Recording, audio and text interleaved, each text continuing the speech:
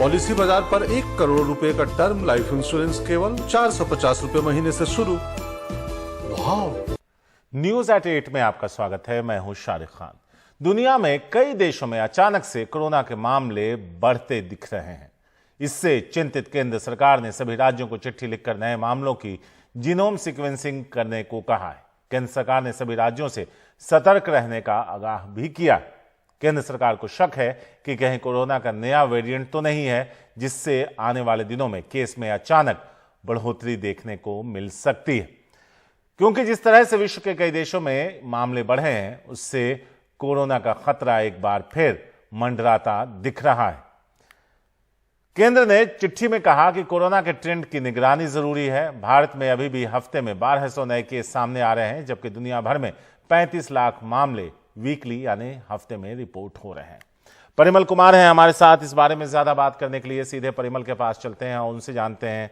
परिमल, केंद्र ने राज्य सरकार को आगाह किया है और यह भी सच है कि दुनिया के कई ऐसे देश हैं जहां कोरोना के मामले बढ़ते दिख रहे हैं। यह खतरा कितना बड़ा है और कितना अलर्ट रहने की जरूरत है? देखिए, हर कोई इशारे की मान के चल रहा है कि कोरोना कभी खत्म नहीं होने वाला है। यानी एक बार जब वायरस आ गया तो वायरस रहेगा देश में। अब ये डिपेंड करता है कि अगर उसके वेरिएंट में तो फिर मामले तेजी से बढ़ सकते हैं। कोई ऐसा वेरिएंट आ जाए जो ज्यादा घातक हो तो वो अपना जो है वो असर छोड़ सकता है।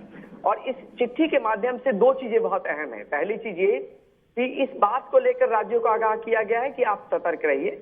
दूसरा तात्कालिक कारण इसमें चाइना है। चाइना की जो तस्वीरें आई शारिक, वो अपने आप में वाकई बहुत भयावह है, क्योंकि जिस तरीके के मामले हैं, जिस तरीके के पेशेंट्स हैं वहां पर, जो तस्वीरें निकल कर आई हैं, उसी के बाद ये चिट्ठी लिखे गए। हालांकि जिक्र दुनिया के और देशों का भी किया गया है, जिसमें जापान, कोरिया, ब्राजील, अमेरिका, तमाम देश हैं। लेकिन अब यहाँ पे सवाल उठता है कि क्या हम वाकई उतनी टेस्टिंग कर रहे हैं जिससे हम अंदाजा लगा पाए कि हमारे यहाँ कितने केसेस हैं, या कोई नए वेरिएंट की जो बात हो रही जीनोमिक सीक्वेंसिंग के जरिए। तो यहाँ पर ये जो एक्सपर्ट है, जो जानकार हैं और साथ में जो सूत्र हैं हेल्थ मिनिस्ट्री के, वो कह रहे हैं कि हम पर्याप्त टेस्ट नहीं कर रहे हैं।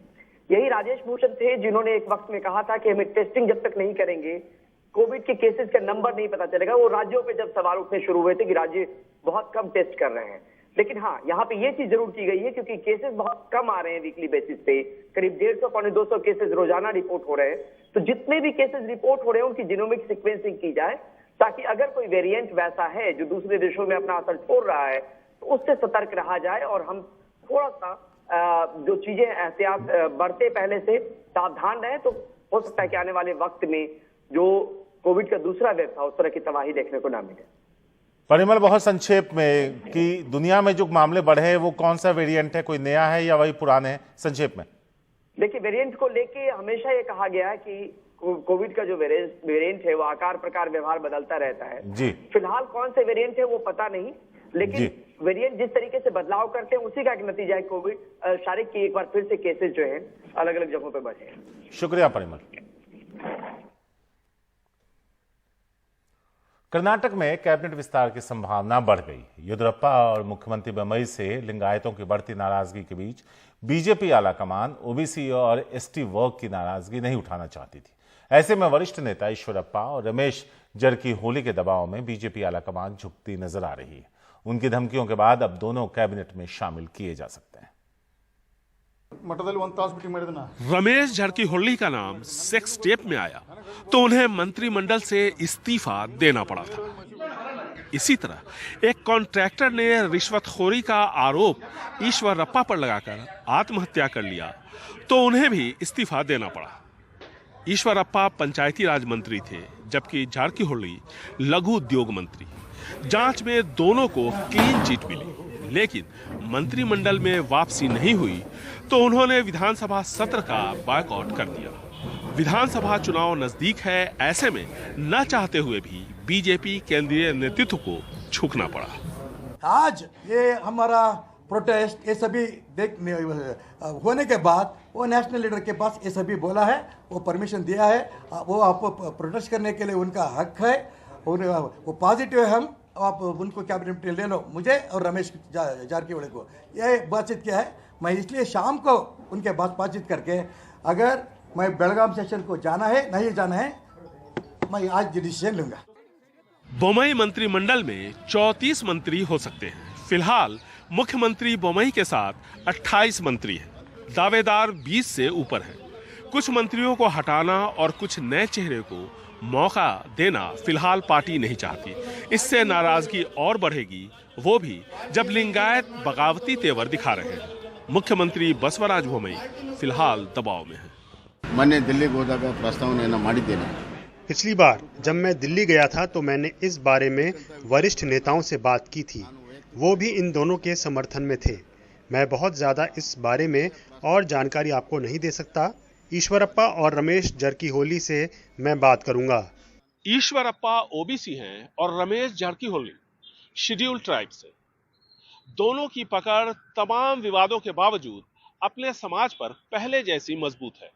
ऐसे में न चाहते हुए भी पार्टी आला कमान को नरम रुख अपनाना पड़ा, क्योंकि लिंगायतों ने मुख्यमंत्री बसवराज बोमई और येडियुरप्पा के खिलाफ मोर्चा खोल दिया है। ऐसे में बीजेपी और जोखिम उठाना नहीं चाहती। बेंगलुरु से कैमरामैन गोविंद मूर्ति के साथ निहाल किदवई, एनडीटीवी इंडिया। इलाहाबाद विश्वविद्यालय का माहौल फिर तनावपूर्ण है। फीस वृद्धि को लेकर अनशन पर बैठे छात्रों और विश्वविद्यालय के गार्डों के बीच झड़प को लेकर शुरू हुआ मामला इतना बढ़ा कि गोलियां चली, आगजनी भी हुई।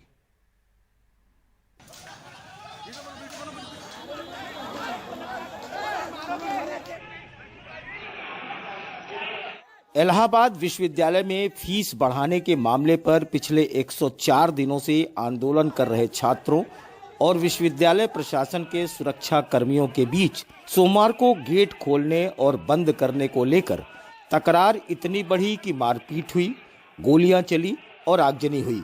मंगलवार को छात्रों ने इसका विरोध काली पट्टी बांधकर किया। इलाहाबाद विश्वविद्यालय का ये काला दिन है आज का दिन, इसीलिए सभी लोग हम लोग प्रतीकात्मक एक विरोध कर रहे हैं काली पट्टी बांध करके। और हमारी केवल मांग है, जो प्रॉक्टोरियल बोर्ड के सह पे ये गार्ड गोली चला रहे हैं, जो मार रहे हैं, इनकी तुरंत गिरफ्तारी हो, इनके ऊपर तुरंत कार्रवाई हो। इस घटना के बाद 3 नामजद गार्डों सहित तकरीबन 43 लोगों के खिलाफ पुलिस ने मुकदमा दर्ज किया। छात्रों के समर्थन में भारतीय जनता युवा मोर्चा के प्रदेश उपाध्यक्ष समेत सभी दलों के पूर्व छात्र नेता छात्र संघ भवन पर जमा हुए, लड़ाई को अंजाम तक ले जाने की बात कही। जल्दी से जल्दी इन लोगों की गिरफ्तारी सुनिश्चित की जाए, नहीं तो सड़क से लेकर संसद तक वाकई आंदोलन नहीं, हम जिस स्तर पे गिरना होगा हम आके और पूरी की पूरी लड़ाई लड़ने के लिए तैयार, एकदम तत्पर हो गए। पुलिस दर्ज एफआईआर के मुताबिक कार्रवाई करने का वादा कर रही है। इस बीच इलाहाबाद विश्वविद्यालय के इस पूरे आंदोलन और कुलपति की नियुक्ति का मामला राज्यसभा में भी गूंजा।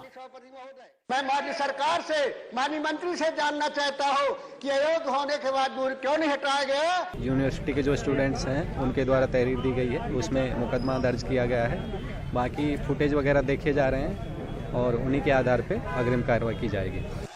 छात्रों की मांग है कि छात्रों के ऊपर कोई मुकदमा न किया जाए, जो गार्ड इसमें शामिल थे उनको जेल भेजा जाए और जिस कंपनी ने यहाँ पर गार्डों को नियुक्त किया है उसका लाइसेंस निरस्त किया जाए। फीस वृद्धि को लेकर आंदोलनरत छात्र अपनी जिद पर हैं तो इलाहाबाद विश्वविद्यालय प्रशासन अपनी जिद पर, लेकिन ऐसे मामले जिद से नहीं आपसी समझ से हल हो सकते हैं और इसमें अगर विश्वविद्यालय प्रशासन बड़ी पहल करता तो छात्रों को समझाया जा सकता था, लेकिन फिलहाल ऐसा होता नजर नहीं आ रहा है। इलाहाबाद से नितिन गुप्ता के साथ वाराणसी से अजय सिंह, एनडीटीवी इंडिया। मंगलवार को मनी लॉन्ड्रिंग के मामले में फिल्म अभिनेत्री जैकलीन फर्नांडिस और सुकेश चंद्रशेखर दोनों ही पटियाला हाउस कोर्ट में पेश हुए। कोर्ट ने सुकेश की पत्नी लीना मारिया पॉल की सभी 26 लग्जरी गाड़ियों को ईडी को जब्त करने का आदेश दे दिया। मंगलवार को कड़ी सुरक्षा के बीच तिहाड़ जेल से 200 करोड़ की जबरन वसूली के आरोपी सुकेश चंद्रशेखर को पटियाला हाउस कोर्ट लाया गया। इसी मामले में आरोपी फिल्म अभिनेत्री जैकलीन फर्नांडिस भी कोर्ट में पेश हुई। ईडी ने अपने आरोप पत्र में जो आरोप लगाए हैं उन पर जिरह चल रही है। सुकेश चंद्रशेखर के बयानों के दायरे में कई लोग घिर रहे हैं। सुकेश का कहना है कि उसने यूनिटेक्स से 57 करोड़ रुपए जुटाए। इससे जेल अधिकारियों को तोहफे भेजे गए, बिचौलिए मोहन राज के लिए गाड़ी खरीदी गई, लैम्बोर्गिनी जैसी 26 लग्जरी गाड़ियां खरीदी गईं। डीजी तिहाड़ सुभाष गोयल को 5 करोड़ रुपए दिए गए। बी मोहन राज को रियल एस्टेट में निवेश के लिए 9 करोड़ रुपए दिए गए। अदालत ने दोनों पक्षों से लिखित दलीलें जमा करने को कहा है। एक अन्य आरोपी पिंकी ईरानी के मोबाइल की फॉरेंसिक रिपोर्ट अभी तक जमा न होने का मामला भी अदालत में उठा। ईडी की अपील पर अदालत ने 26 लग्जरी गाड़ियों को ईडी को सौंपे जाने की इजाजत दे दी। कोर्ट से निकलते वक्त आरोपी सुकेश ने कहा कि उसने आम आदमी पार्टी को 60 करोड़ रुपए दिए हैं। सुकेश, क्या आपने पैसे दिए थे आम आदमी पार्टी के लीडर्स को? आपने पैसे दिए थे आम आदमी पार्टी के लीडर्स को? How much money did you पे सुकेश? How much? 60 करोड़। सुनवाई के दौरान जैकलिन फर्नांडिस ने 23 दिसंबर से 5 जनवरी तक विदेश जाने की इजाजत मांगी। इस अर्जी पर कोर्ट 22 दिसंबर को सुनवाई करेगा। मामले की अगली सुनवाई 6 जनवरी को है। नई दिल्ली से मुकेश सिंह सेंगर की रिपोर्ट, एनडीटीवी इंडिया।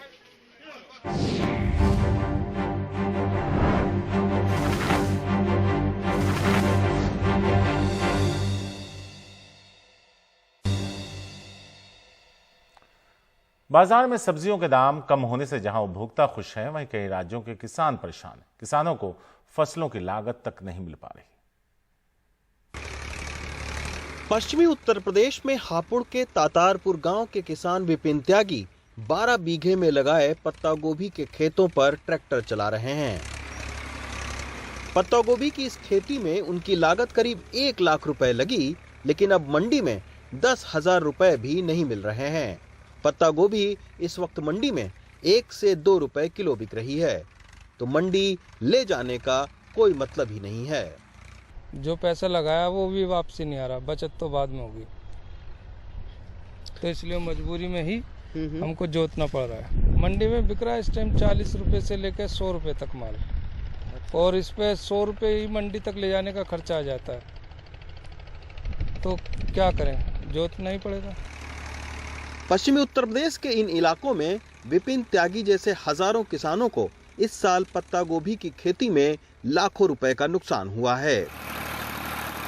यहाँ से 10 किलोमीटर दूर बागड़पुर गांव के किसान जितेंद्र भी 24 बीघे के पत्ता गोभी की फसल पर ट्रैक्टर चलवा रहे हैं।